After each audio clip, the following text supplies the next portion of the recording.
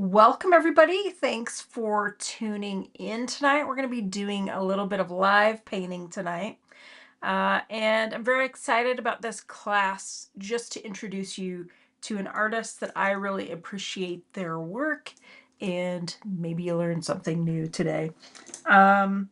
I'm Paige. I'm the Chief Pixel Pusher and Paintbrusher over at Gumption and Paige Weber Art. Tonight we're going to be doing a little bit of a watercolor class featuring an illustration by J.C. Leyendecker. And really this is just an artist study. I kind of wanted to share this with my students because I really loved the play between warm and cool light in the image that we're going to be painting tonight. Now, if you are here with me tonight and you're tuning in, let me know that you're here in chat. Let's see if I can bring that up here. And let me know where you're tuning in from. I have my regular students that are here usually, and yeah, I hope that this is kind of a fun class. This is a little bit of a departure than what we normally do, and I have a few notes here so we can talk about colors. And if you are one of my students and you have the worksheet and you have not drawn the image, you might have a little bit of time to do that if you are not prepared. The image that we are going to be working on this evening is an ad for a Turkish cigarette company in the 1920s. The Fatima is how I would say it, but it could be Fatima Turkish cigarettes. Not that I'm condoning cigarettes, but there is something very sweet and special about the period of the 1920s, 1910s, and 1930s art. And J.C. Leyendecker was an illustrator who was very popular during the golden age of illustration. So that, the golden age of illustration is actually from the 1880s to the 1930s. He did the Saturday Evening Post, and you might know that was something that Norman Rockwell did. He was a mentor to Norman Rockwell. And he was about 20 years older than Norman Rockwell, so I think he heavily inspired Rockwell's work. And while I have you here, if I can share my screen here, I'll share a couple things here. So, just in case you're not familiar and you are interested. Okay, hopefully you can hear me. Yes, it looks like you can. So this is the image here that we're going to be working on tonight. You can see this really beautiful play between cool. So we have light coming from this direction. We have this cool light, and then we have this warm light of the cigarette. And this is just a magical play of color, and I could not resist just doing a little homage to Leyendecker. If you're interested in Leyendecker's work, you can go to Pinterest and you can see all kinds of work that he did. He was massively talented. And of course, he had a special style with how he used paint. You can see kind of here the marks that he made in the background here, and just the use of how he painted was really lovely, in my opinion. And he did illustrations for Arrow Shirt Company, and you'll notice a lot of his male figures, they just have this special quality about them, even the women, of course. And during this time frame, you know, it's just a really awesome time frame, I think, for art and fashion. Just really interesting. So I highly recommend you check him out on Pinterest.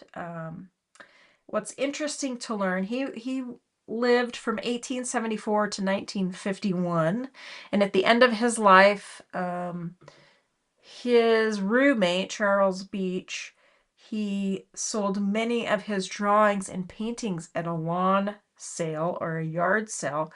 And I did a little research, and it looks like in 2021, his image Beat Up Boy, it was a football image, It actually went for $4.12 million in 2021. It was a Saturday Evening Post cover. So can you imagine getting one of those at a yard sale and getting $4.12 million from something like that? That'd be wild. I'm just showing you this because he really studied anatomy, and these are just some studies he did for some of his covers. You can kind of see here how he studied hands, and I just think it's kind of magical. So I wanted to share that with you before we get started tonight. I appreciate you being here and your patience with me as you take this deep dive with me. Hey, Terry. It's nice to see you here with me, my friend. I hope you are doing well. Thanks for your comment. I love it. I love it. And I love that you're here. So thanks for being here. You know, it's always good to see our friends on our live stream. So that's awesome. I don't know if I can add you. Oops, didn't mean to do that. I don't know if I can add you to my screen, but thanks for being here. Yeah, $4 million, that would be amazing, right? I don't know if I'd want to part with it, but maybe for $4 million I could. All right, so let's get started. I'm going to switch cameras here, and I got to switch some lighting things, and we can kind of get started here. Hopefully, my students, you've got your stuff ready to rock and roll. I do want to just say a couple things about color.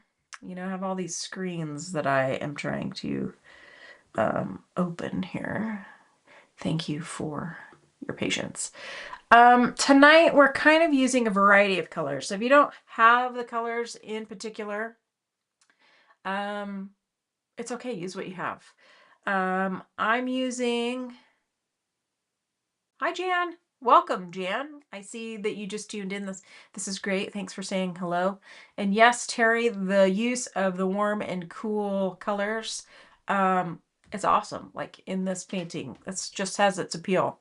And I really do think that if you wanted to paint along, you could draw along with colored pencil too, if you are so inclined.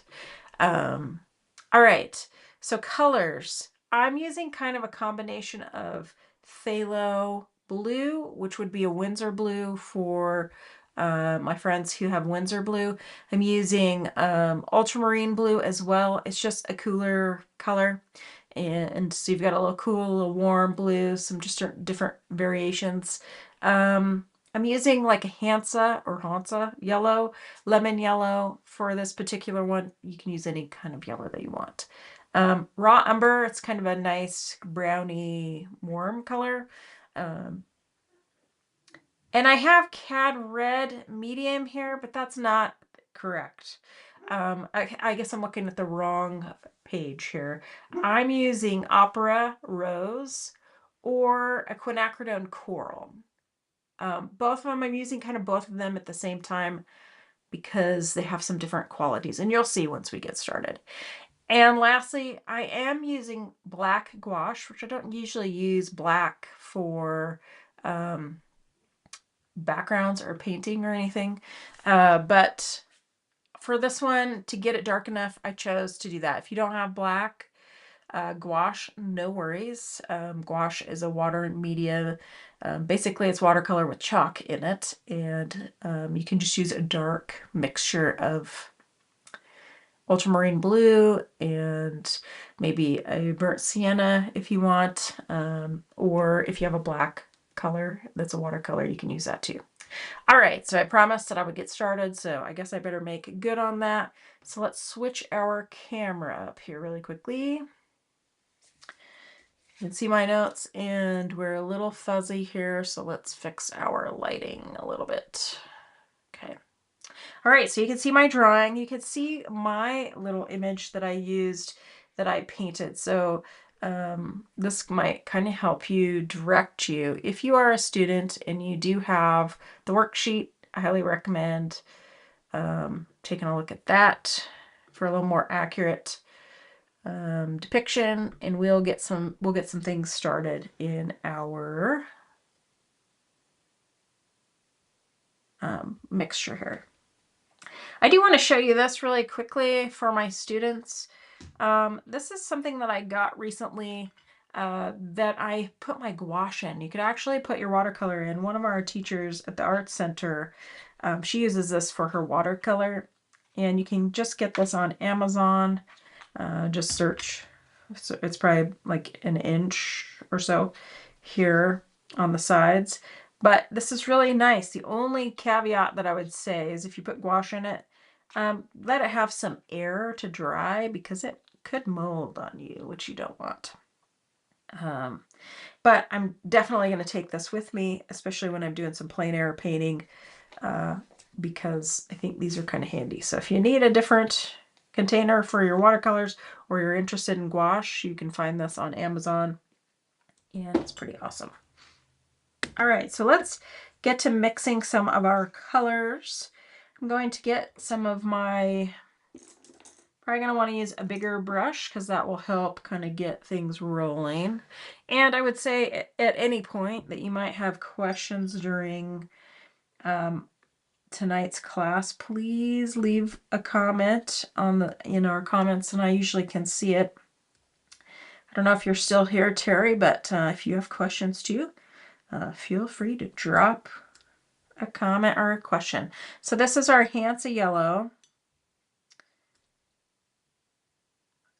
And quinacridone coral. You could use any kind of red that you want to as well.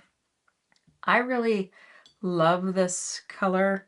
It's just real vibrant, and this particular one is a Michael Harding watercolor version, but I've had Daniel Smith in the past. Really nice. Okay, and then I'm going to put a little Opera Rose here on my palette. You can see the difference between these two color-wise.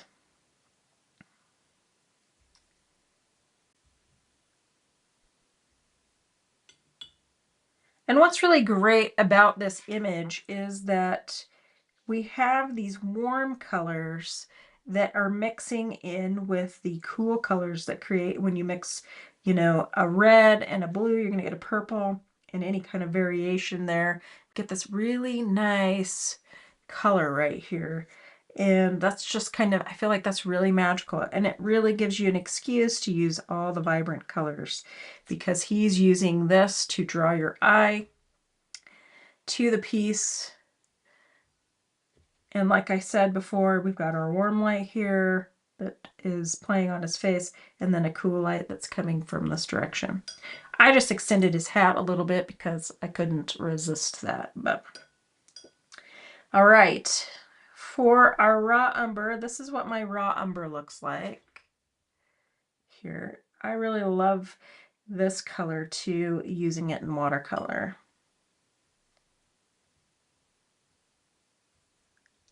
Just really nice.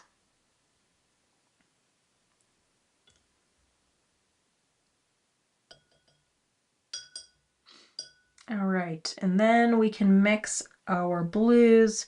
So here you can see this is a phthalo blue. Hopefully it shows up on the screen. Not all monitors in my office are created equal, but we have our phthalo blue, very much a staining blue, and ultramarine blue.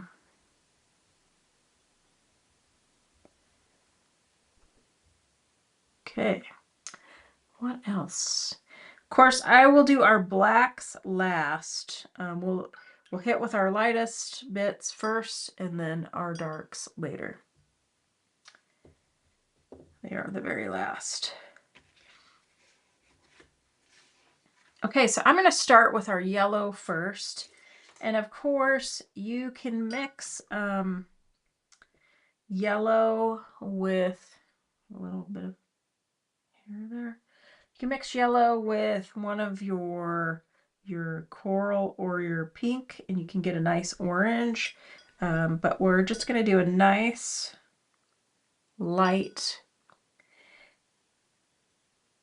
bit of yellow here within our gloves. And you may find that you need a little bit more pigment.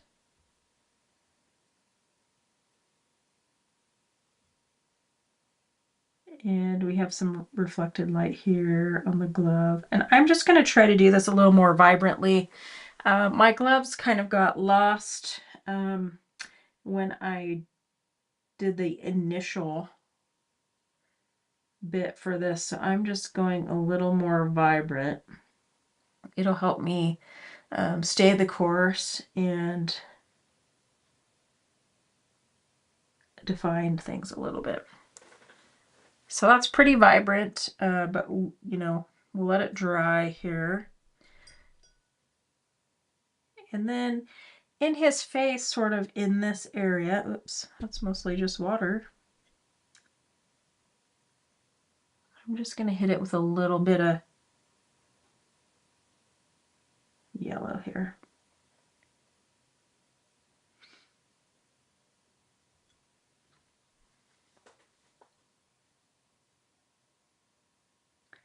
And maybe a little bit here under the nose. It could very well disappear, but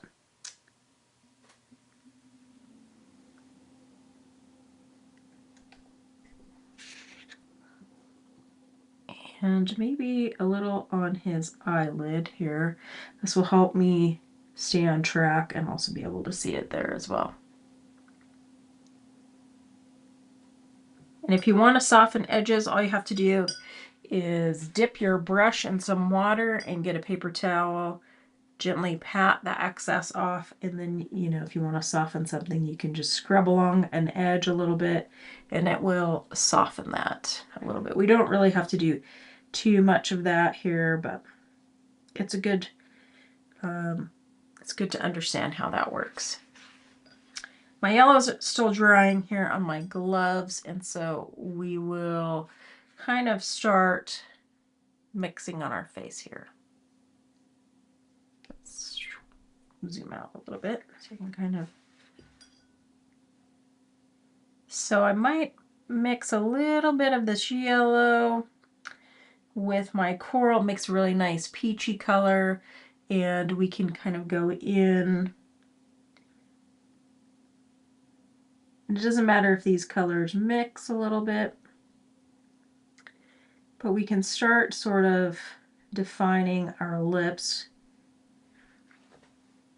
and getting into our chin. I'm going to try to reserve this check mark shape a little bit. But we have this nice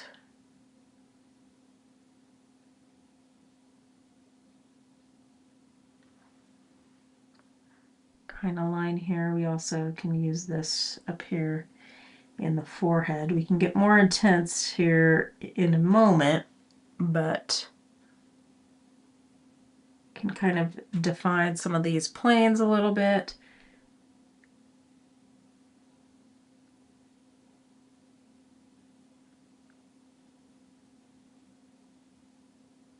And maybe a little in front of this eye a little bit. So we can really, we're starting to define some areas for ourselves here so we don't get lost. Actually, I think I can do this around the eyebrow.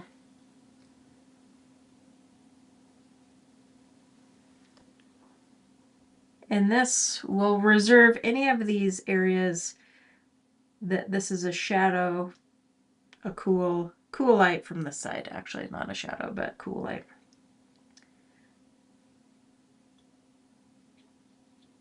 Now, if you want to, you can go in with your more intense color and start working a little wet into wet. And we can ramp up our vibrancy here.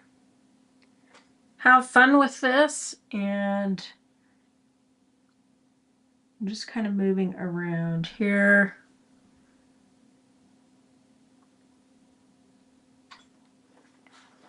Even if you want to drop in a little bit of your pink here, you can. And just let those mix a little bit.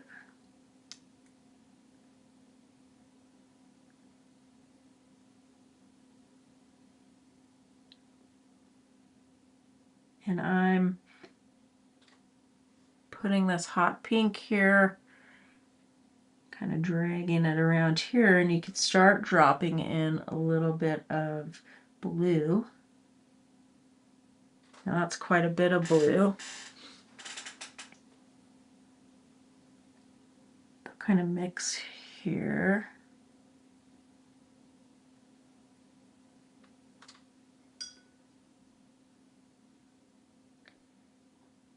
And maybe just kind of diffuse this a little bit with my peach, because we'll come back in here.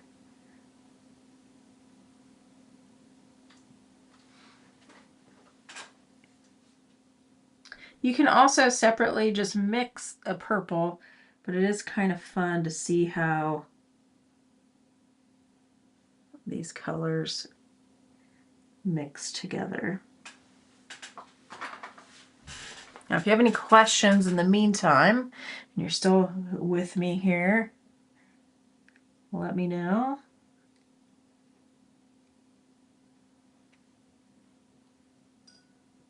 So I'm going to leave this here. I'm cleaning off my brush a little bit. I'm dipping into a little bit of my blues here. This is kind of a phthalo, more phthalo than ultramarine blue. This is that cool light, and it can butt right up against our purple here. And if they're a little bit wet, they will kind of mix. You can even force the issue a little bit if you want to add a little bit more pink here.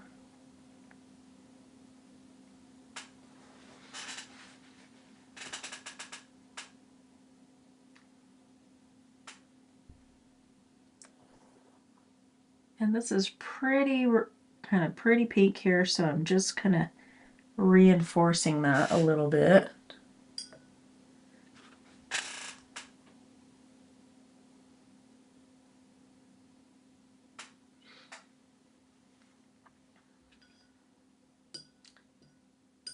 It looks like a lot, but it's kind of fun to let it do its thing. I'm also dipping into my quinacridone coral here. We're going to hit the chin.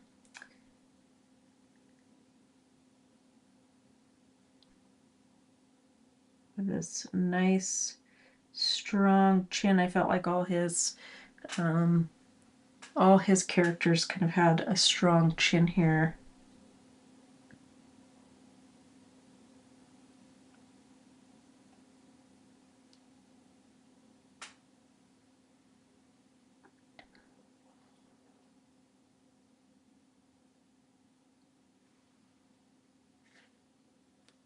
Can also use this coral for his lips. Sometimes it helps to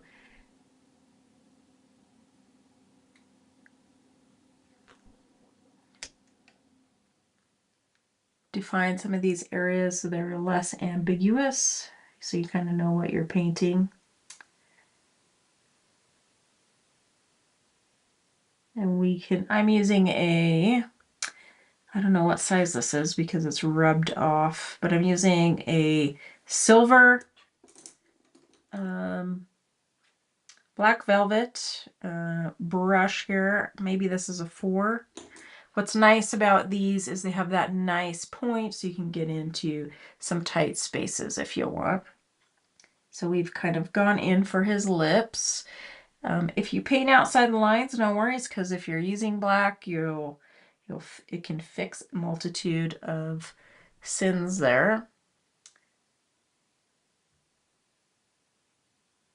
And I'm gonna, let's go in here. I'm using a mixture of quinacridone corals, kind of watered down with a little bit of yellow. So you can see this here. So this color here. And I'll just kind of paint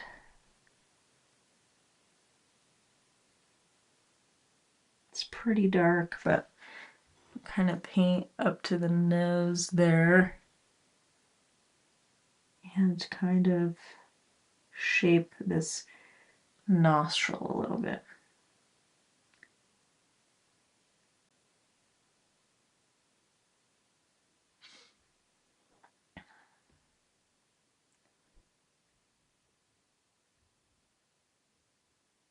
We can also kind of paint underneath his eyebrow another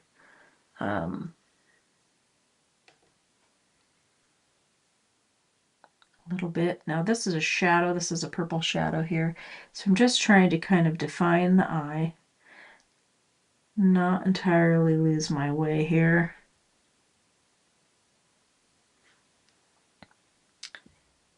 And maybe down the bridge of his nose a little bit.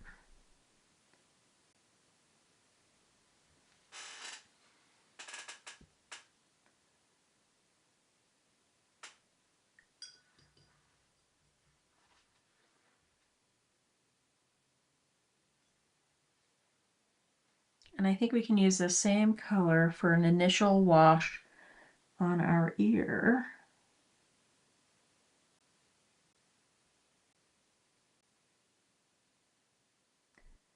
This is kind of a light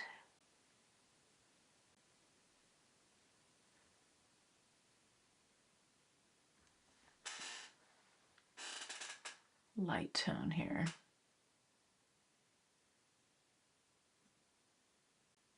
Okay. I can also take the same color here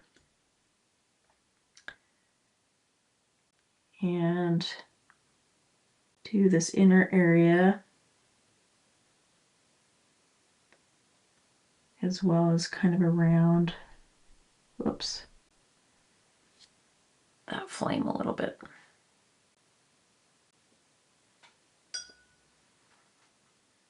So if I feel like I need to soften any edges, you could do that now. We have a lot of, I can soften here a little bit.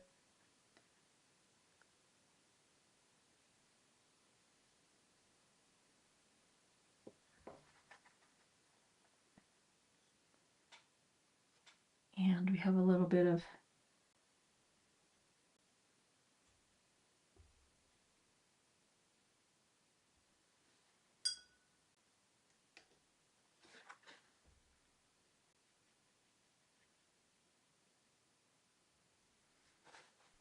okay. And I'm just trying to see if there are any other areas that are warm that I may have missed a little bit, because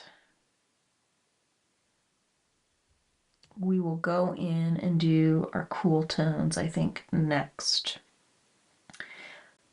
I have some purple that I can do up here, but I'm gonna just wait for that, I think. So let's do,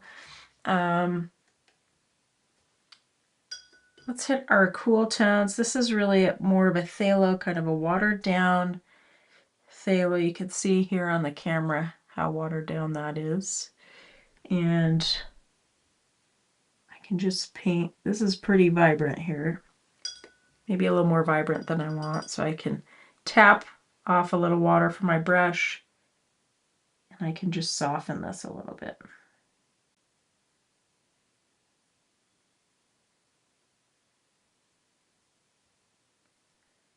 We can also use this watered down version. Phthalo is a really strong color. And we can run this along his shirt here or his scarf.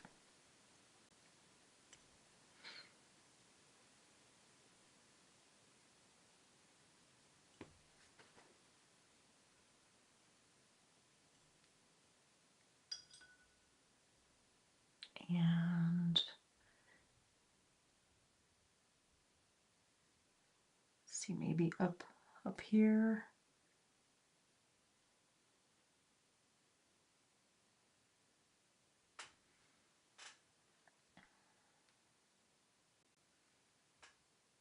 Kind of along this area of his nose.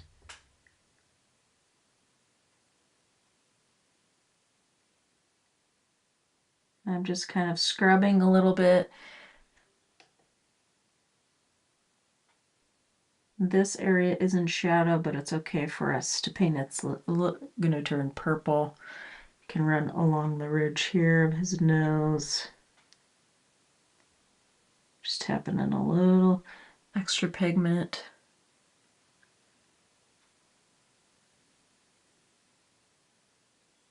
We have this area here that is cool.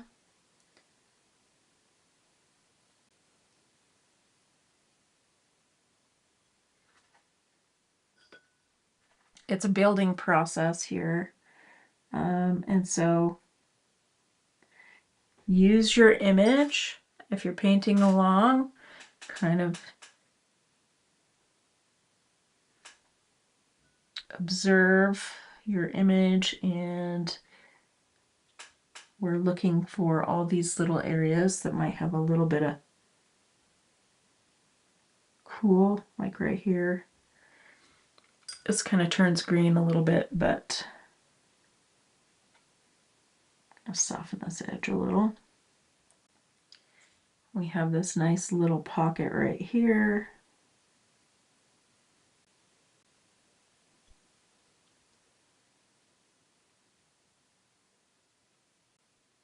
And this area here, we have this cool light hitting this cheek bone here.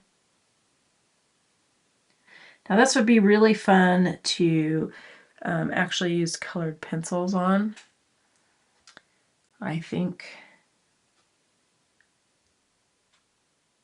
And I'm going to run this along his upper lip.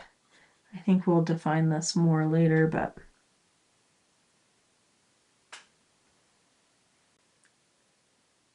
just helps kind of give us a little bit of placement here. You can also, there's a shadow right here. It's much darker, but I think we can at least put a little bit of cool pigment here. It will get kind of warmer as you get closer to the flame there. And now I'm going to hit his gloves a little bit. Now I'm kind of switching over and mixing a little bit of my ultramarine into this mixture that you can't see. Here we go, right here. And we have a lot of that cool light that's coming to these gloves, at least this side of the gloves. So this will help us define a plane. I'm just going to kind of draw this line because I didn't do it there. Diffuse this down with a little bit of water.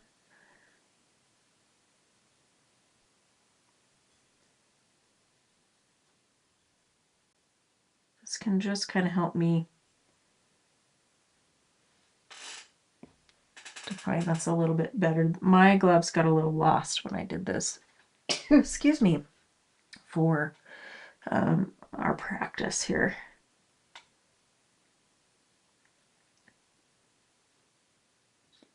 And you'll notice I've been able to kind of just use this one paintbrush for a lot of this, which is kind of nice. We also have this kind of shadow here.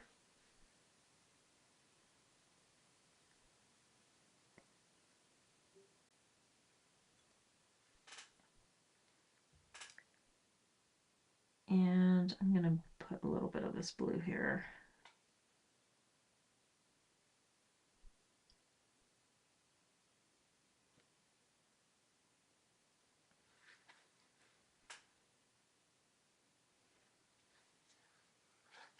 And I'll kind of let that dry. And we'll kind of fill in some of our other spaces. I think I also want to just do a little dab of blue in this, and we'll say the white of his eye. Now we'll keep building on this, and it will start coming together here. I'm going to take a little bit of dark, this is a black, I think maybe a peach black, just to have a little bit of, to darken maybe my raw umber here, to kind of create a brown here. You could also use a burnt sienna if you want. And I think we can start adding in some of these areas that are darker, like his eyebrow.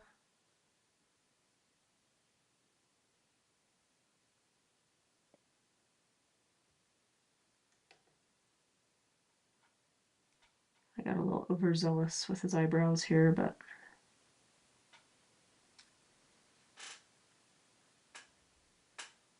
and maybe I'll mix a little bit of a pink or a coral and maybe a little bit of blue, get kind of a purple color. Because we can define his nose a little bit here. I think I kind of colored outside the lines a little bit here, but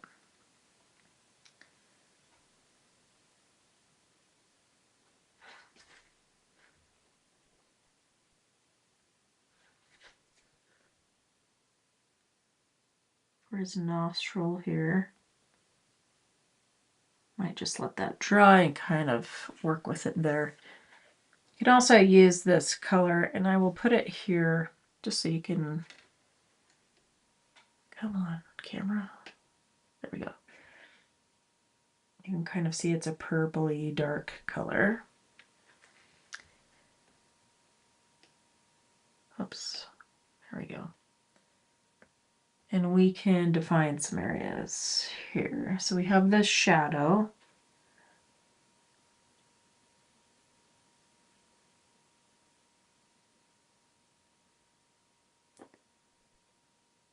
And it kind of defines, it's a little bit hard for me to see here, but defines his eyelid a little bit.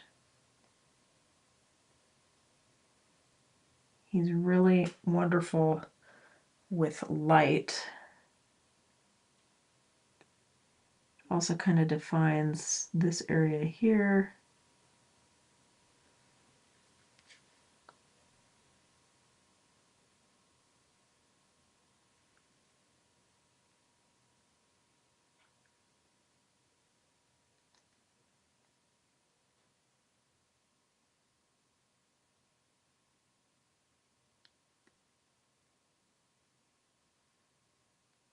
Maybe his kind of eye and lashes here.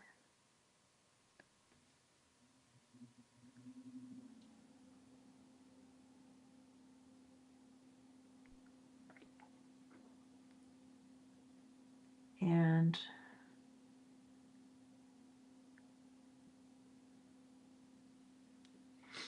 there we go. And you know, when something's dry, you need to maybe define it a little bit more. You can come back like I need to do for my nostril. Just give it a little bit more definition.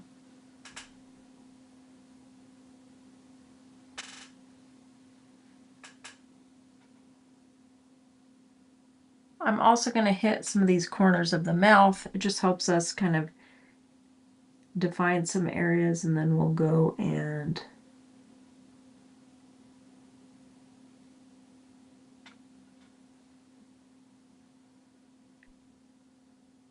refine some areas here.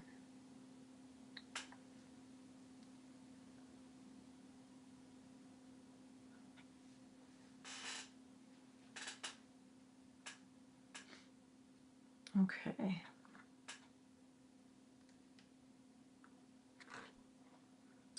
So we also have this issue of the hair.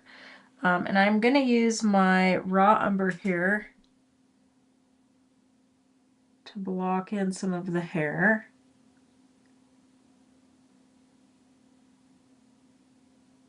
We're going to darken it, but I like starting out with this kind of soft color. Leyendecker, he worked in oils, but also gouache.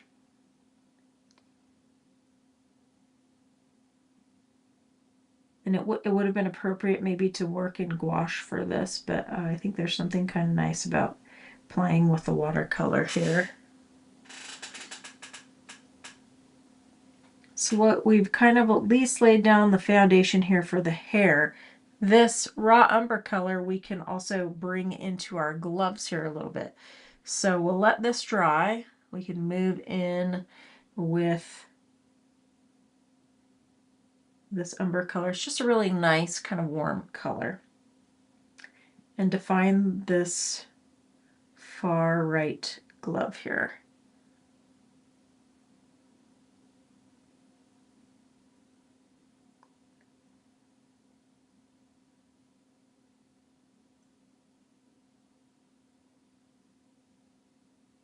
And don't worry about it if you're coloring outside the lines, because you can easily fix that.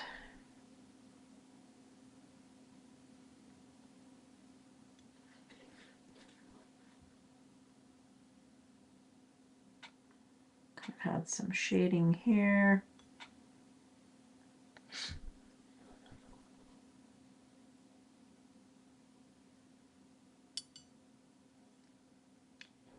A little shading here, I think.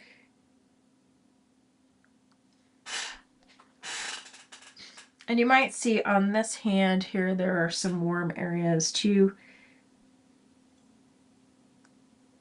So we'll kind of lay a little bit of this paint down too in some areas. Just kind of helps us define some of these planes and the hand a little bit. At least on this side of the hand here.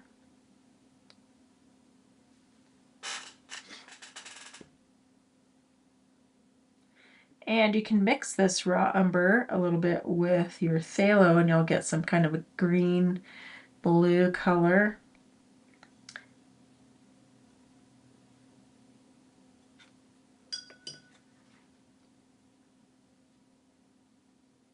So play with your colors a little bit.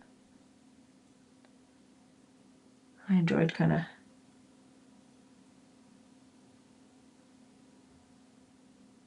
trying to figure out what colors he may have used for this.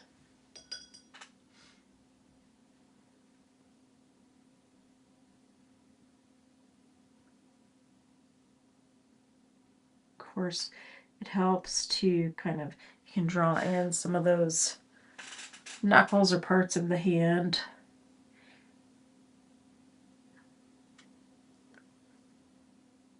Hands are notoriously difficult to draw. So if you're looking for a challenge, we've done some hands here in our class. We've drawn them. But if you want to give yourself a bit of a challenge, you can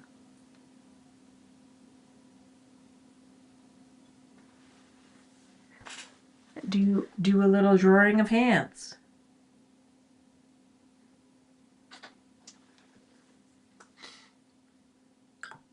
Of course, he has some black stitching on the back of his glove. We can use our gouache for that.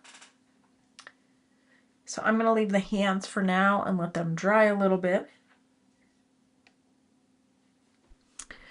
And we can continue on with our figure here.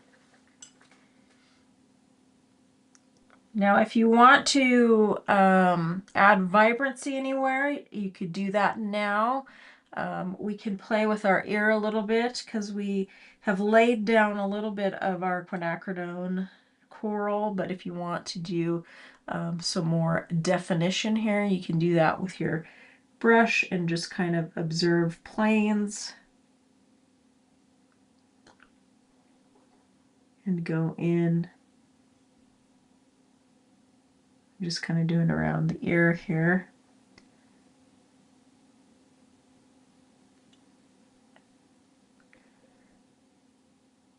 We have this nice lobe. You can always drop in a little bit of your opera if you want to add a little something something.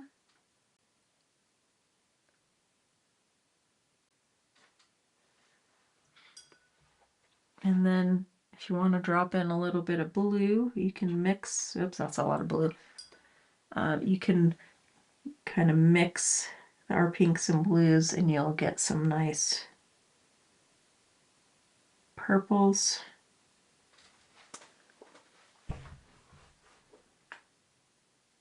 Or you can just mix a purple on your palette as well.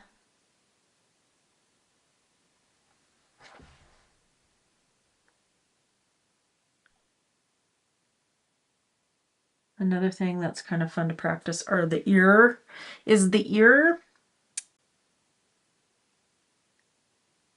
All ears are very interesting looking. Some people might say they are kind of ugly, but I think every ear is sort of different.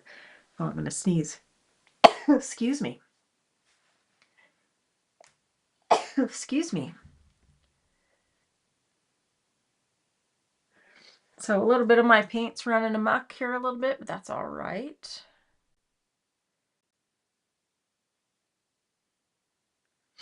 I can mix a little bit of my raw umber with my kind of purple mixture on my palette. Get this kind of nice brown purpley color. And we can use this up into the hair. He has some nice brush marks, kind of like hash marks. You can choose to do that, or you can just paint it solid. I just feel like his work was very expressive. You can see here he had some nice marks too.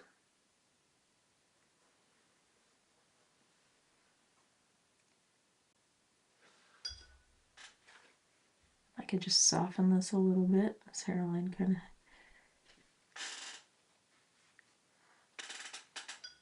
So you might find that you have to adjust some things. We also need to address kind of his forehead. He's got some real vibrant color in his forehead, which I want to capture. It's kind of like a mixture of, it's kind of an orangey, pinky orange. Kind of wraps around here.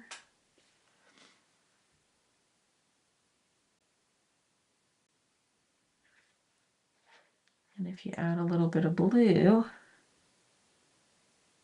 you get a bit of a purple. I'm a little afraid to make it too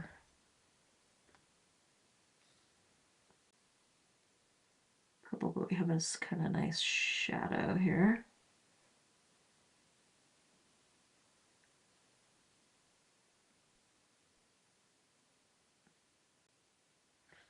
This might get away from me a little bit here.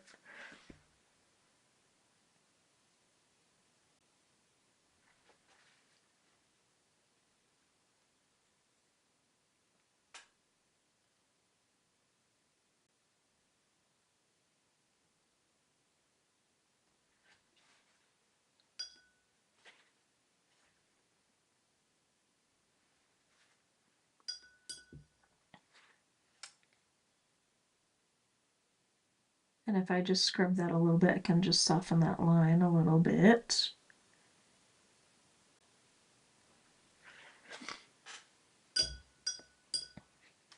I should also put a little bit of purple in this area on his eyelid here, because this is a shadow.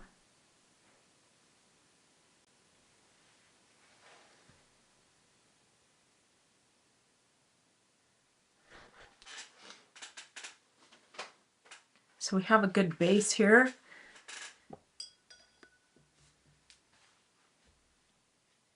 I'm going to just take this purple and move it down here to this shadow here on the nostril, which that's looking very blue.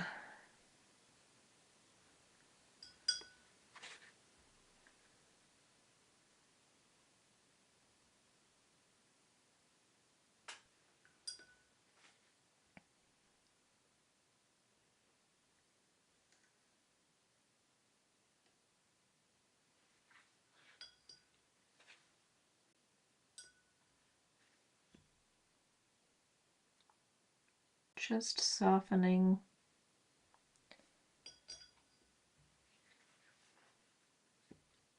Some edges, and you can see, if you're looking at the image, this is very kind of orangey. So I'm just kind of looking and moving around. Oops, the piece, coloring outside the lines. For sure. It all seems to come together when we put the black in there, I feel like.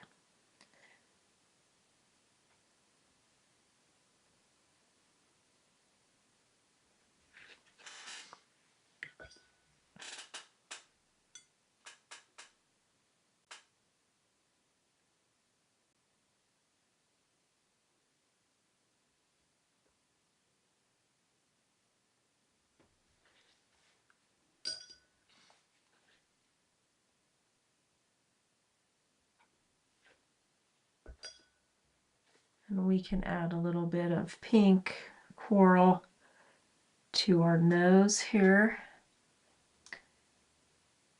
Just going to draw that tip of the nose. It's going to disappear when we put our black in there, but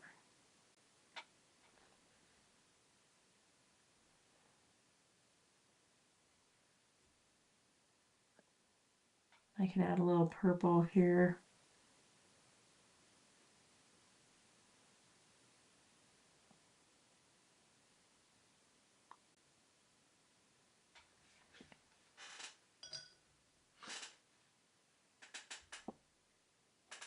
Even a little bit shading with blue.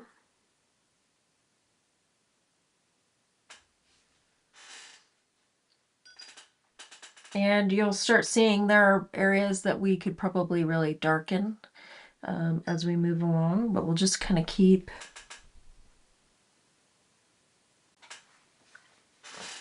moving. Sorry, my allergies are just, I've been a little rough here lately.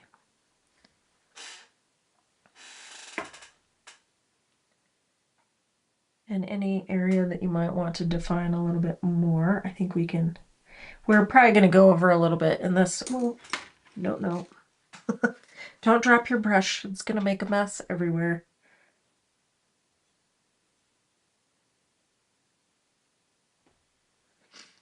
Okay. I think I could also, our lips are pretty red. I could do a little bit more pigment. I'm kind of mixing these two colors, this Quin Coral and my Opera Rose.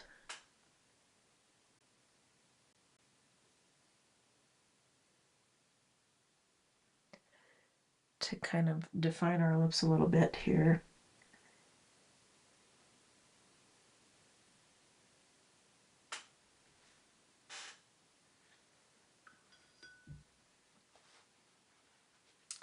We also have this walking stick that is, it is kind of a brown color, so I can kind of mix all of these colors together. Got my raw umber, a purple mixture. Maybe I'm going to put a little bit of that black in there, and I can darken this to a kind of brown color.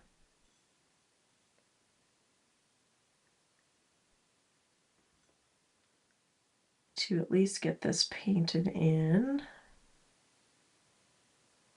So the bottom part of this is kind of a brown color, brown and black.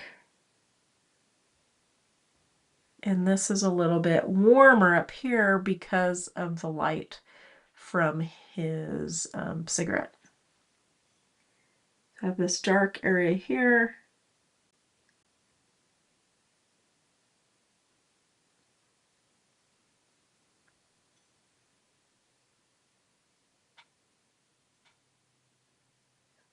And then maybe I dip into my umber. And warm this side up a little bit.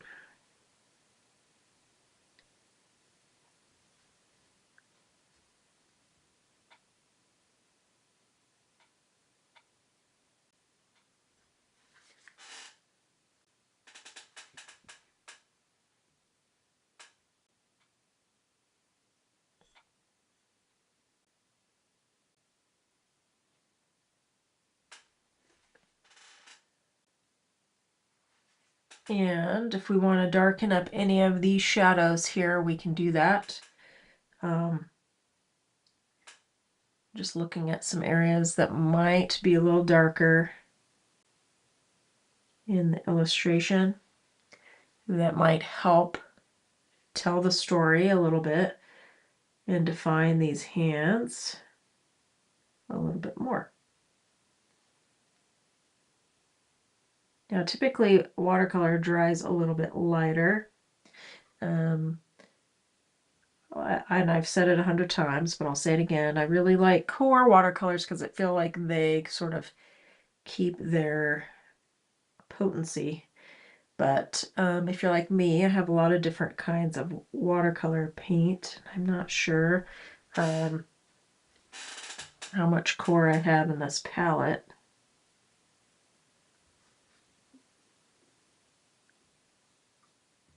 So I'm just kind of going around in this third layer, adding a little bit of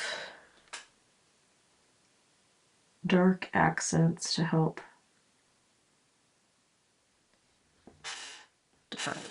define these hands a little bit and to push our light a little bit more. If you have hung on this far, thanks for hanging in there with me.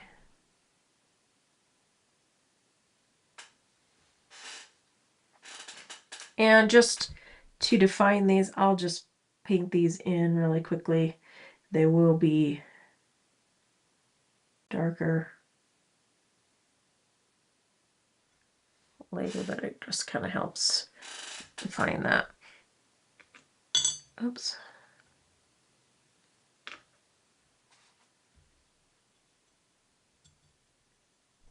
And if we want to add, I've added this kind of dark color here. I can go in and just darken some of these other bits that just aren't dark enough.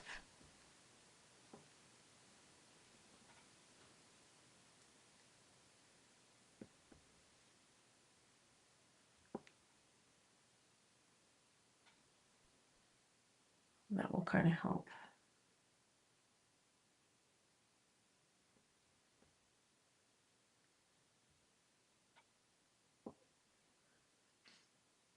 Help us here a little bit.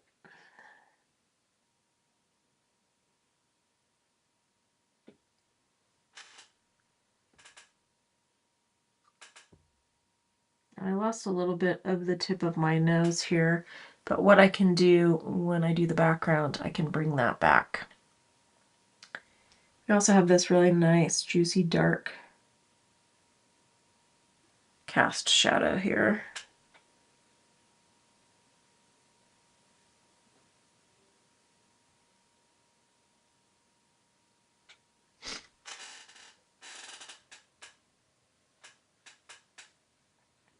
And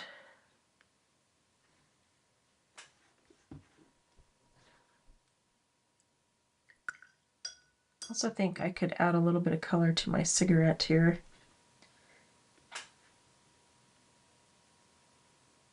Just a really light raw umber color just to give it a little bit of a color.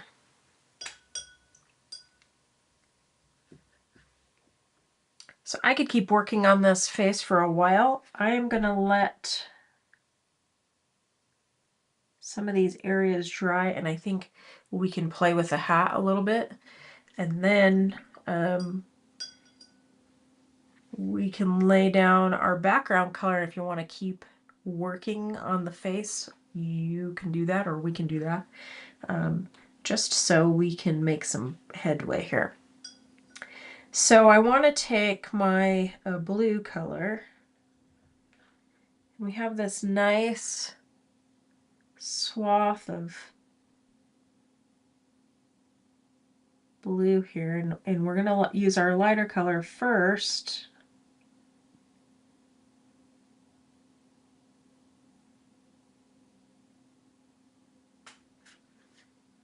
So it won't be obscured by black. And then we can create also a purple color. Add a little bit of my opera or your quinacridone coral, you could do that. We have another kind of light hitting it maybe right here. I think in the ad, you don't have the full hat. I've added this hat, at least from the images that I could find of this. So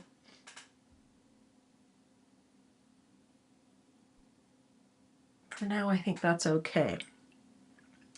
The other thing that I did when I laid this down the first time is you could take one of these colors, because we have some warmth underneath his hat here. You could add a warm color here. We will kind of obscure it when we paint the hat darker, but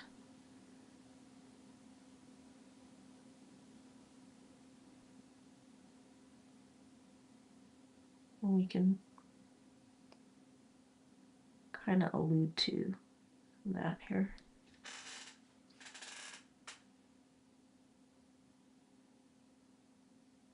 And then in the back area of the hat on this side, we have this kind of cool light coming.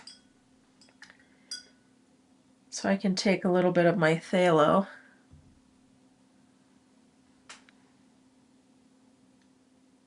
and just play it on this side here.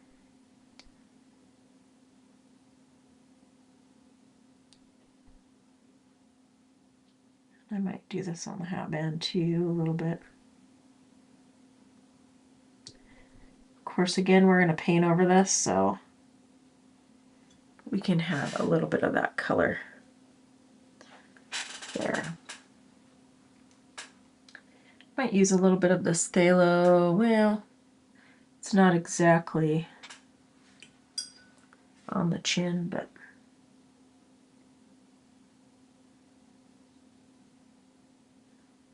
scrub it there. Just kind of tidying up here. So I have a really hard edge here. I think I can soften that a little bit. I'm just gonna put a little more cool tone there, and then I'm gonna wet my brush, pat it on my paper towel, and maybe just scrub this just a bit.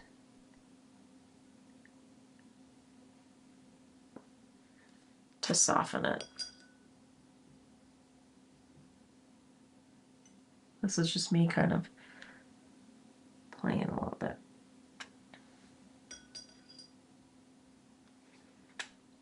So this part of my hat is still a little wet.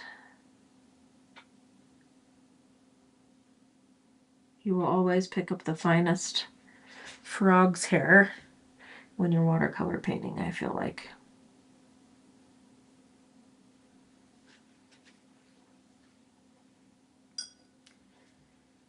So I'm just looking around for my piece. Anything that I might want to adjust, I can do here a little bit. Maybe I want to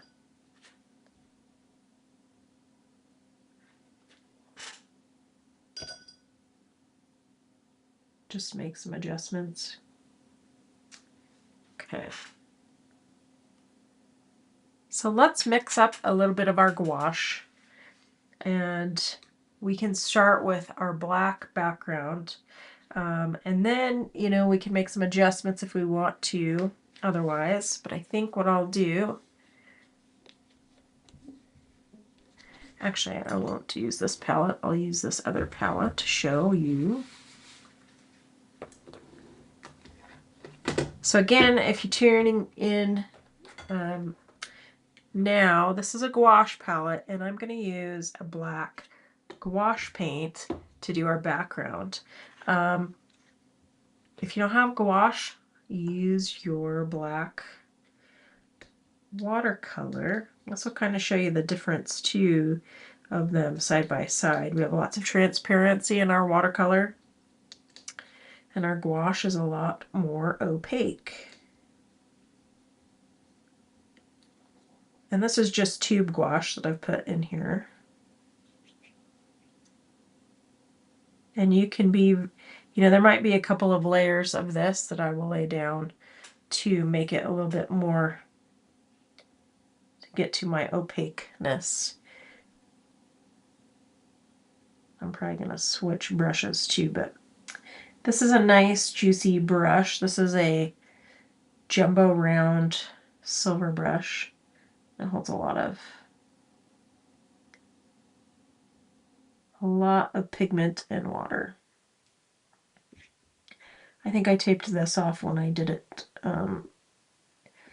for my test for this class, so you might want to get out your tape when you get to this part of the class.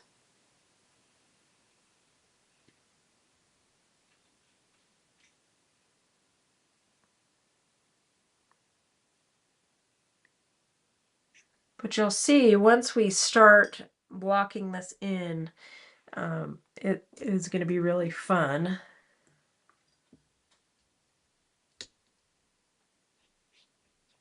To see how you feel about it. So this, I just switched to my round brush that has a tip, so I can get around and really define some of these areas. You can adjust if your nose got out of control there, you can adjust the tip of the nose. I definitely painted outside the lines, so.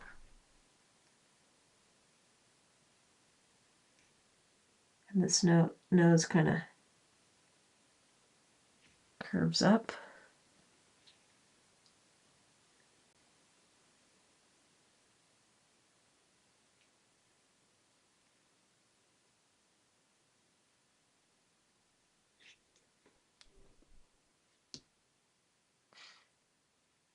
I see a thumbs up. Thanks. Thanks for that. We'll see how steady my hands are here.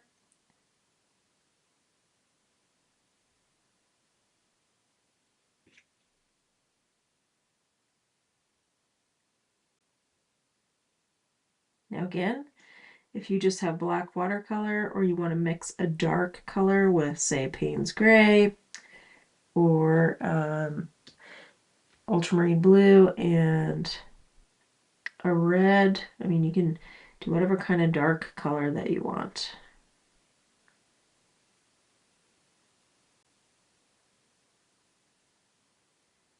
We can use this negative space to kind of define our drawing, painting.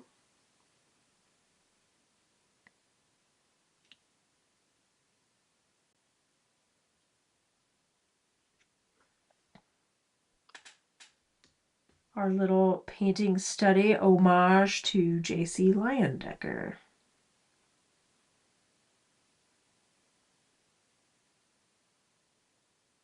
And so if you're one of my students and you're using this image and you want to kind of challenge yourself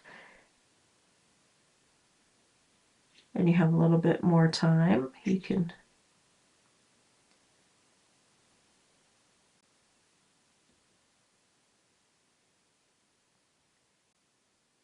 play with the play of warm and cool.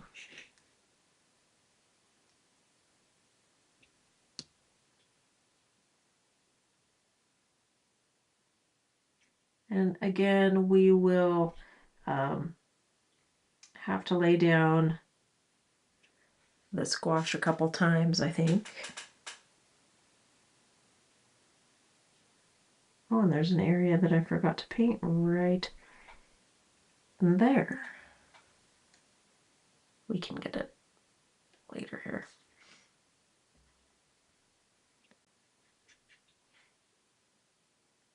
Now, when I took art history in college, it was early in my college career, and I spent more time probably out of class than I did in class, which I kind of kicked myself now because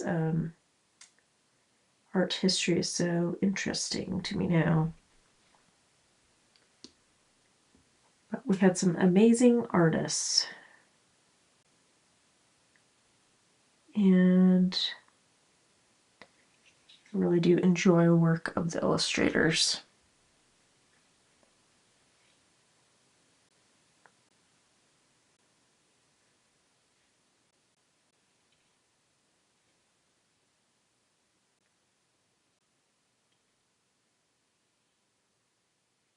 Yeah, I totally recommend laying down tape. I just didn't think about that when setting up this evening. So, okay, and this is another prime example of where I can kind of correct some things that I painted outside the lines.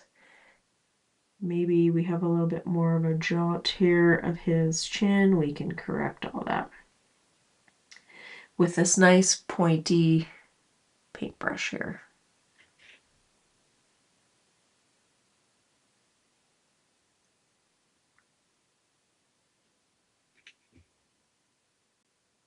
But I promise for students who are in the paint club next week, we're just going to do kind of an abstract painting where you really just get to play. Everybody's going to kind of wind up with something different, and you're going to be using some tape and wax crayons and just having fun, low pressure.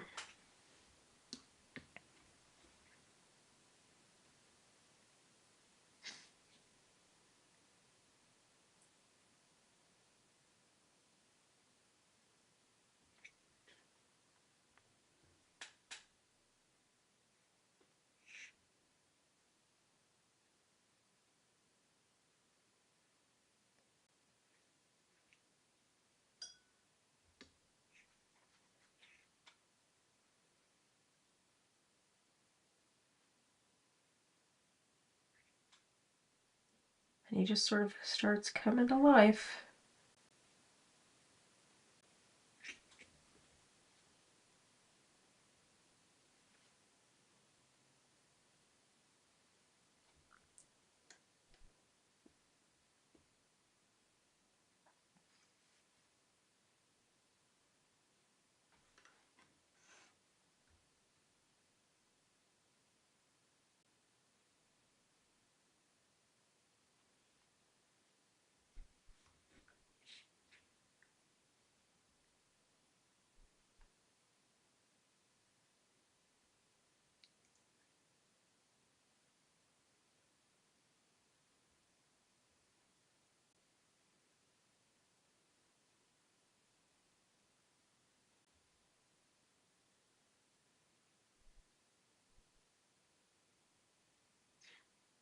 Kind of quiet in the house tonight.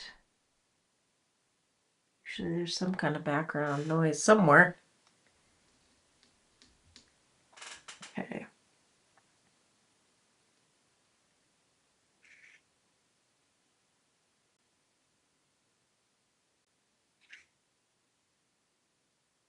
Again, just laying down our black gouache here.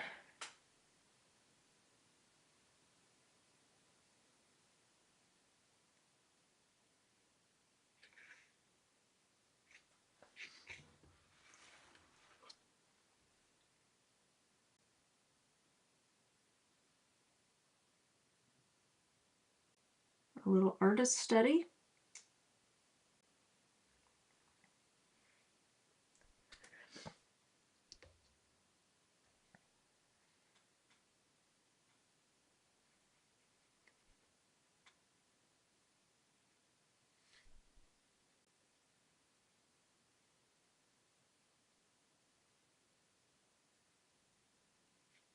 yeah, if I could paint a straight line, that would be incredible. We have a black, kind of a black line here on our cane that we've got here, so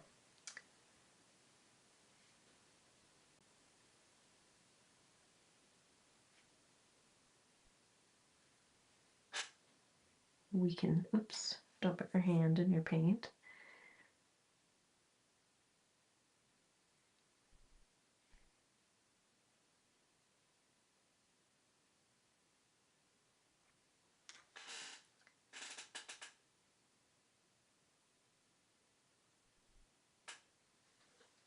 Okay. And we have some, you know, we can use this dark black in some of our markings here, especially on the back of our gloves here.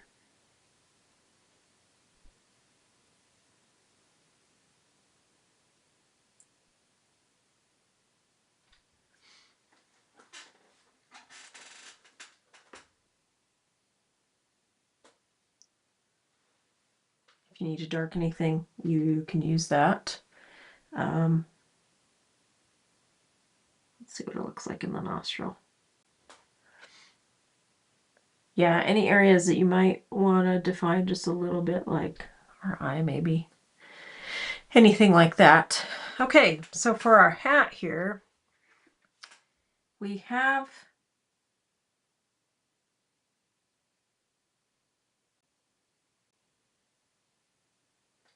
I'm just trying to do this maybe a little bit lighter as a personal preference here on this hat. It's kind of mixing into our background, which is just fine. But if I have a little bit more white, or I'm sorry, a little more water in there, I can kind of diffuse it a little bit. We can go into our hat band. I'm just doing this real lightly.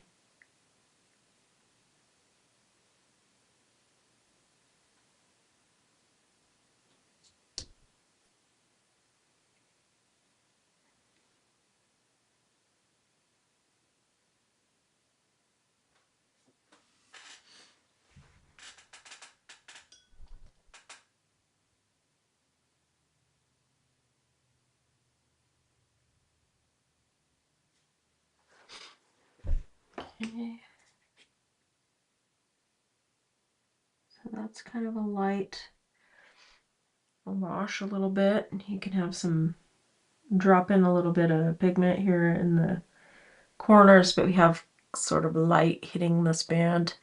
And then I can go in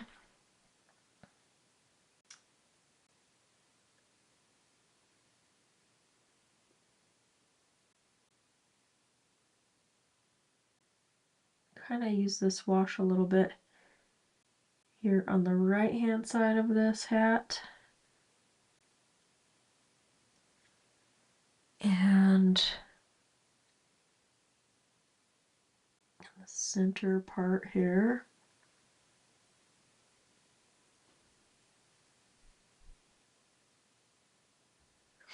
We'll finesse it probably a little more.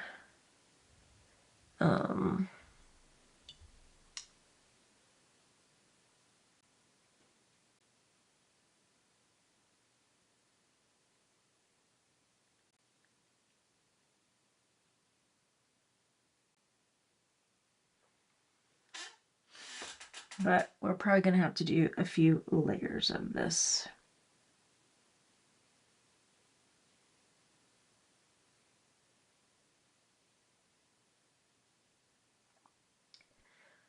Of course, we also need to define this area of our brim on the underneath side. And if we're moving from left to right, we have kind of this division. I'm going to just draw it in here. If you have the image, you can kind of look at the image. But from this side, it's going to be really dark. Here, it's a little bit warmer. So I'm going to preserve a little, I'm going to try, we'll say, to preserve a little bit of this blue here, and I'm cutting it short here, just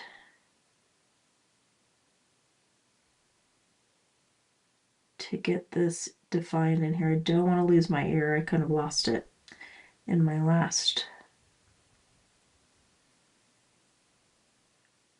drawing of this, painting of this.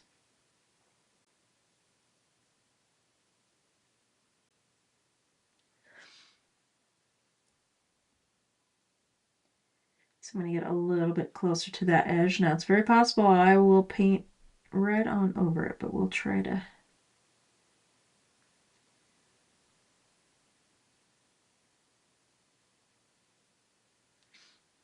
kind of preserve that a little bit. Then if you need to, like I will go back over my background. I can define that edge a little bit more. And this will also help you. You'll see some areas that you need to darken as you're working on this. Like I can see I could put in some marks here in the ears and darken those up.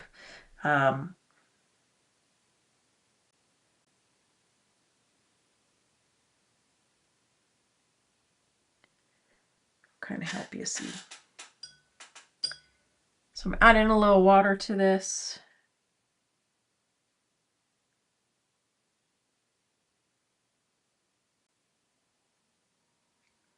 Maybe I'll keep a little bit of that warmth underneath here.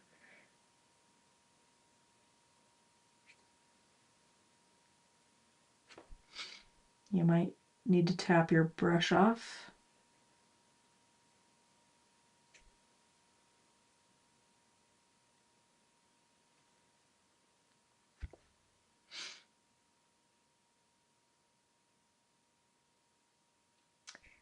And when I look at our image, we have some shading underneath this brim, a little bit more than what I've got in mine. So if you're particular about that, you might look at that. Okay, so that's pretty decent for a first pass. I'm going to do another pass of gouache, and you can see just how dark it will get. So this is dry. You can see we have a little bit more water in that. More pigment.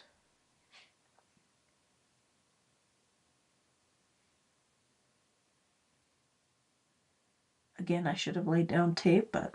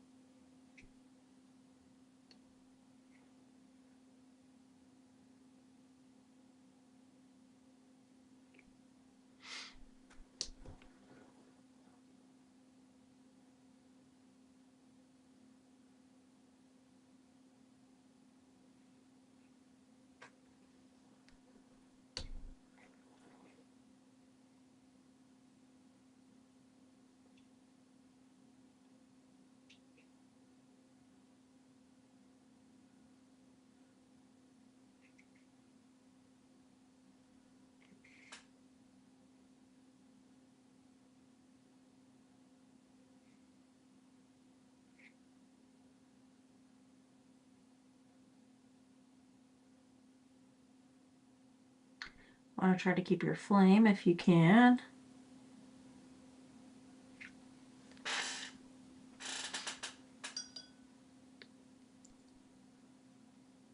Thanks for the thumbs up, guys.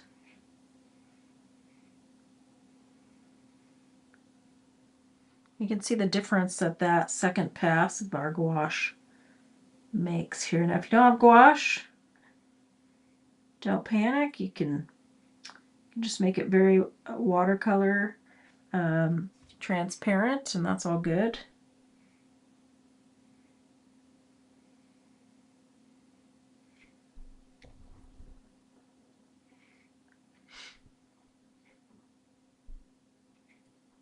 On our second pass, we don't have too much water because that just kind of shifts the paint around. So you want a little bit more pigment on a second pass if you're using gouache.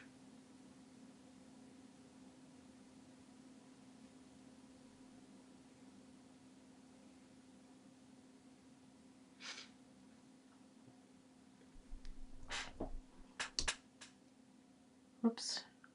Splattering paint everywhere.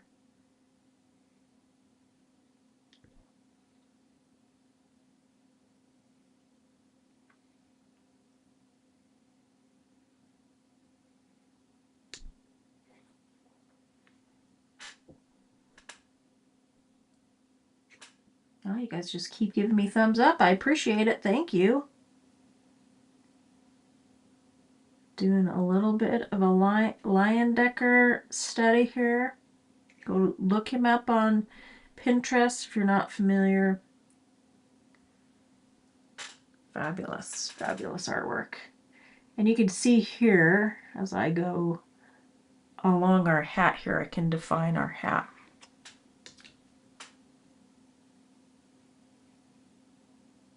A little bit more with this second pass. Oh gosh, it's a little bit hard for me to see with my light here, but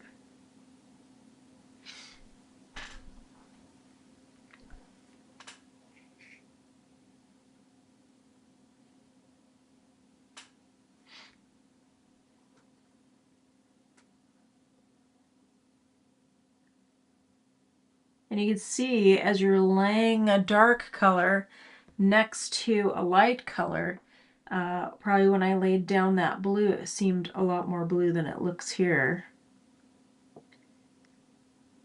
when I'm really putting that black next to it.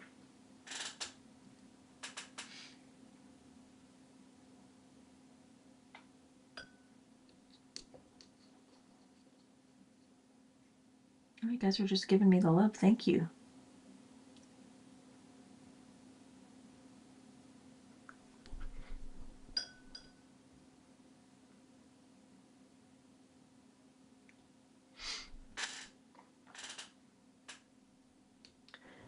Yeah, I'm sorry, Jean, if you're with us. I've gone over a little bit.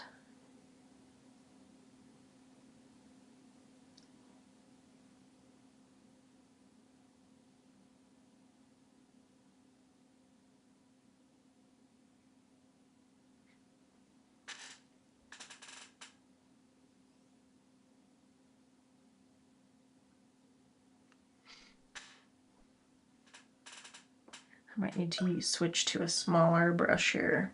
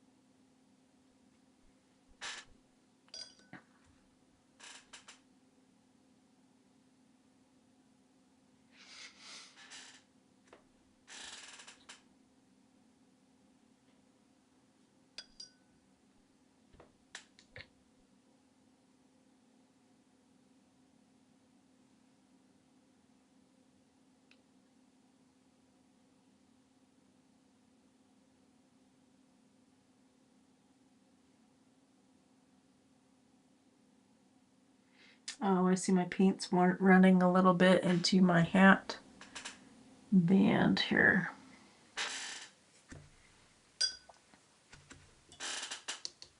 Well, hopefully you learned something new tonight. At least discovered a new artist. And if you hung in for the duration of this class, thank you. I would say that I made a big mess here. You know, this is just fun to do. We could finesse some things a little bit more. You can always kind of work on it. And the truth is, if you get to a point where you've painted this and you're not loving it, you could go back over it with some colored pencil if you want it. And or gouache if you want, if you have gouache. or even a pen, and you could create some hash marks or what have you. I encourage you to kind of study artists that you are interested in. Artist studies are kind of fun, and they teach us a lot. And I think this image by Leyendecker is a great lesson in light. I will show you his image so you can kind of see it on our screen here before I let you go. So you can see this is his image here. He was just a master. But we have this really wonderful use of cool light that's happening coming from this direction, and warm light that's coming from his match that's on his face. Beautiful color. Just a really fun study in illustration and light. So I'm going to turn it over to my camera here. Hopefully I don't have paint on my face here. Welcome to, you can see the studio in all its glory back here, the mess that it is. So if you hung out this long, thank you so much. Thanks for being here. I appreciate you hanging in for the duration. If you have questions, feel free to leave a comment, and I will try to answer it as fast as I can. I appreciate you. Thank you, and I will see you guys. I'll see my students next week for our Zoom class, and I'll see you all in a month. So thanks, guys. I will see you later.